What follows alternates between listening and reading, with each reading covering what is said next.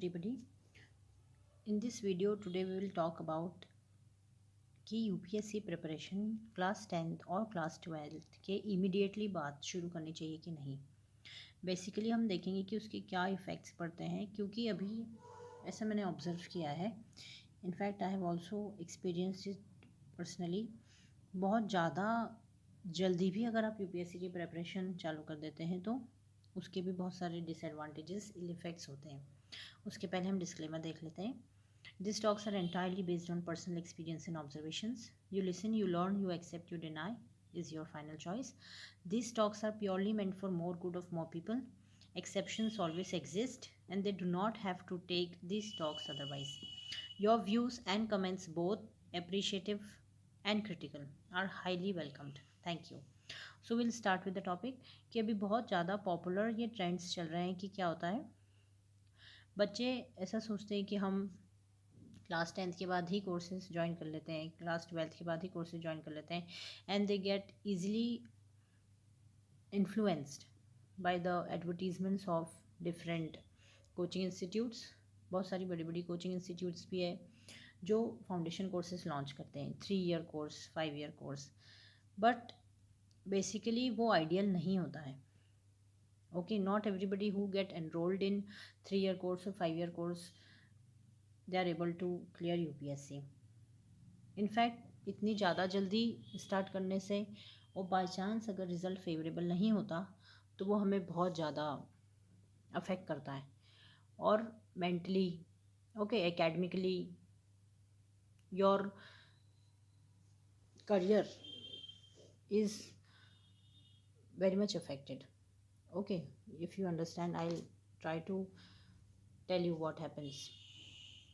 अभी अगर मतलब जैसे जिसका रिज़ल्ट हमें पता ही नहीं, हम 3 साल बाद, 5 साल बाद किसी एग्ज़ाम के लिए एलिजिबल भी नहीं है अभी, और हम चालू कर देते हैं and we are not guaranteed with the result कि नहीं, अगर हमने 3 ईयर तक प्रिपरेशन करी, हम ये सोच करके प्रिपरेशन करे जा रहे हैं जिसका रिज़ल्ट भी नहीं पता, उस बेसिस पे हम डिसाइड कर लेते हैं कि नहीं, हम पूरे अपने 5 साल वहाँ दे देंगे, 3 साल वहाँ दे देंगे।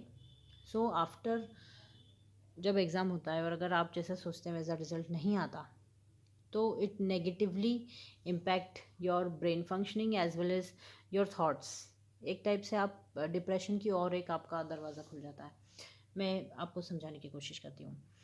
जैसे क्या नुकसान होते हैं अगर आपने 10th के बाद और 12th के बाद चालू कर लिया, तो इसका नुकसान होगा कि आपकी इन्फ्लुएंस हो जाता है सब्जेक्ट चॉइस। कैसे? जैसे अगर 10th के बाद आपने सोचा कि मैं अभी से ही कोचिंग इंस्टीट्यूट ज्वाइन कर लेता हूँ, 5 सालों तक बढ़िया से प्रिपरेशन करूँगा, तो इसकी वजह से आपका सब्जेक्ट चॉइस इन्फ्लुएंस होता है।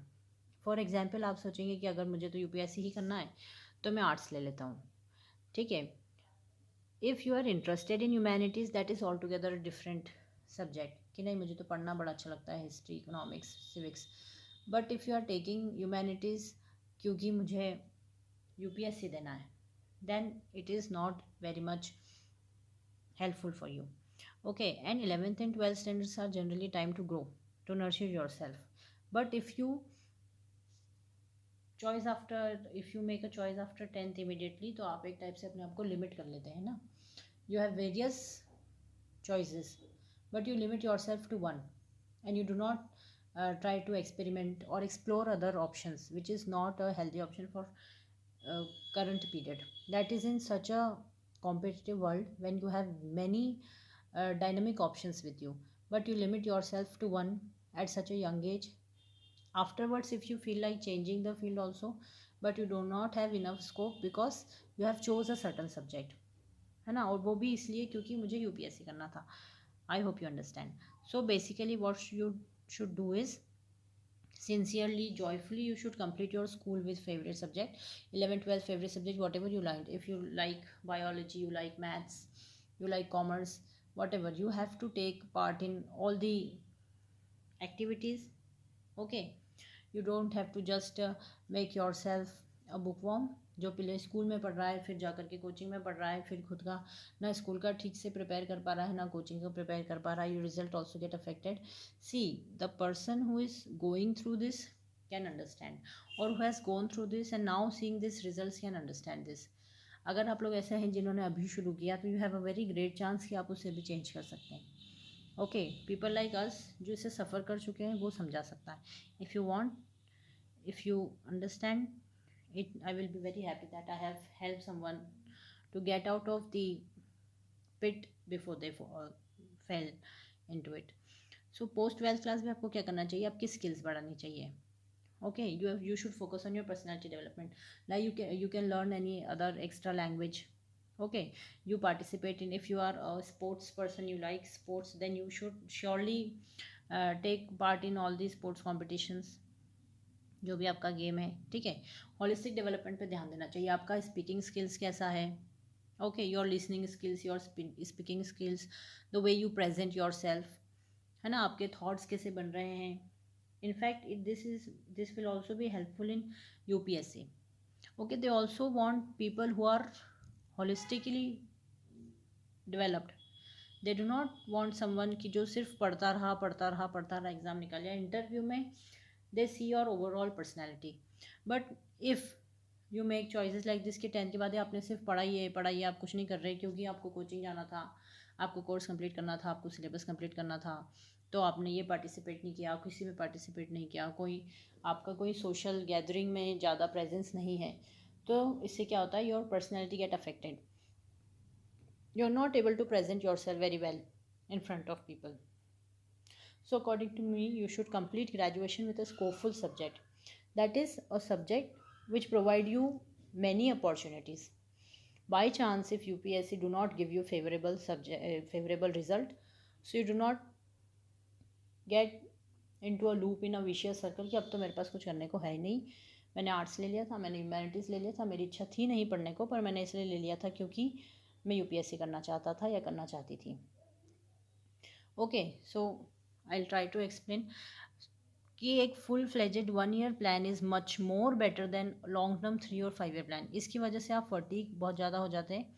एक साल आप बढ़िया तरीके से बिल्कुल आप लग गए, तो 1 year is much more productive. Okay, I tell you what you think and what happens. So what actually happens is, आप सोचते हैं कि हम प्लान बना लेंगे और उसको फॉलो करेंगे और फिर हमारा सब कुछ हो जाएगा, सारा सिलेबस हमारा कंप्लीट हो जाएगा, है ना, और हम फिर उसके बाद में इसको रिवाइज कर लेंगे. ऐसा हम लोग सोचते हैं. लेकिन होता क्या है, जब हम करने बैठते तो हम सोचते हैं कि अभी तो टाइम है, अभी हमने बहुत जल्दी एडमिशन ले लिया, अभी तो टाइम है, हम आराम से कर लेंगे.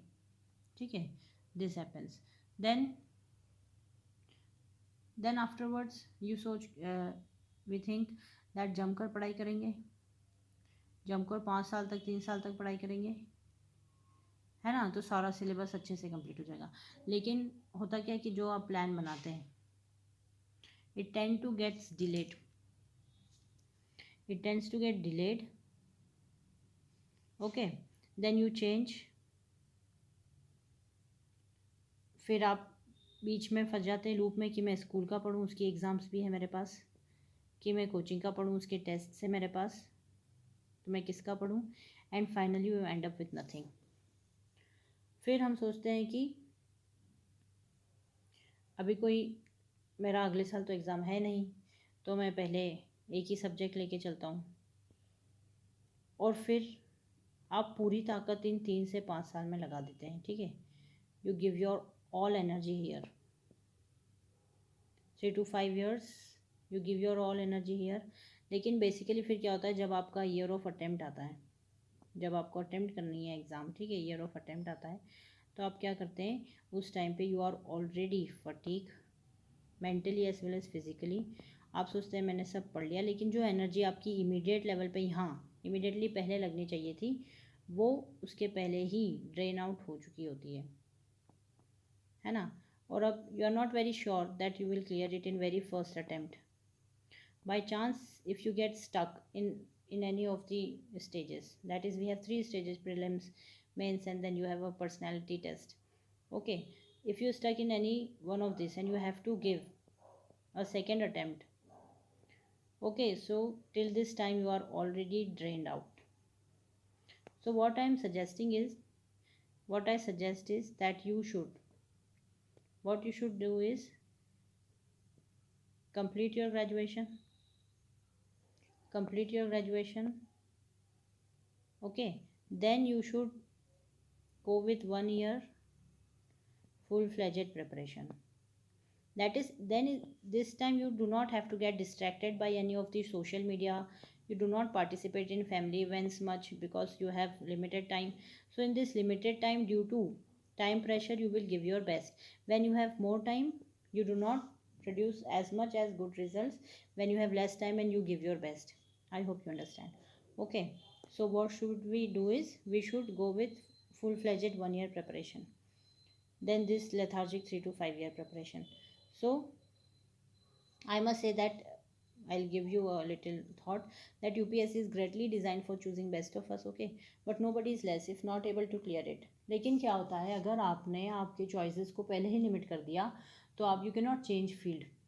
और ये तो सभी को पता होता है कि जितने लोग सारे यूपीएससी दे रहे हैं उतने सारे लोग they do not get success, है ना. सबका फेवरेबल रिजल्ट थोड़ी आता है, क्योंकि seats are very limited, competition बहुत ज़्यादा हाई है और हमें नहीं पता रहता है हम किस स्केल पे वहाँ पर हमें टेस्ट किया जा रहा है. वो स्केल पे आप खड़े उतरते हैं कि नहीं, ये तो आपको टेस्ट देने के बाद ही पता चलेगा. लेकिन आप चॉइसेस अपने लिमिट मत कीजिए बार बार बस में एक यही, क्योंकि this affects you very much. अभी लगता है बच्चों को कि नहीं इससे क्या होगा, कुछ ना कुछ कर ही लेंगे, पर ऐसा नहीं है. इन टूडेज़ टाइम बहुत ज़्यादा कंपटीशन है, हर फील्ड में भीड़ है. तो ये एक वाइज चॉइस रहती है कि पहले से आप ऐसा सब्जेक्ट लेकर चलें जो आपको बहुत ज़्यादा ऑप्शंस दें, है ना. We have very dynamic options, graphic designing, okay, cartoon making, animations. I will try to make a video on options also. But right now I want to just convey the message कि इतना जल्दी चालू करने की ज़रूरत नहीं है. Okay, who want to crack it should dive in, great plan.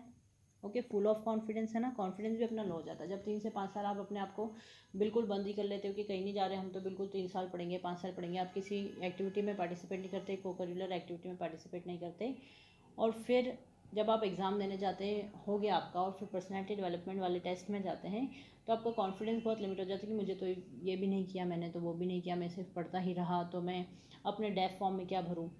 ठीक है, therefore you should have a strong backup plan also. So at last, I hope I have conveyed my message well. I must say that good luck for the very beautiful journey called life. If you want it to be beautiful, then you have to make wise choices. Okay, thank you.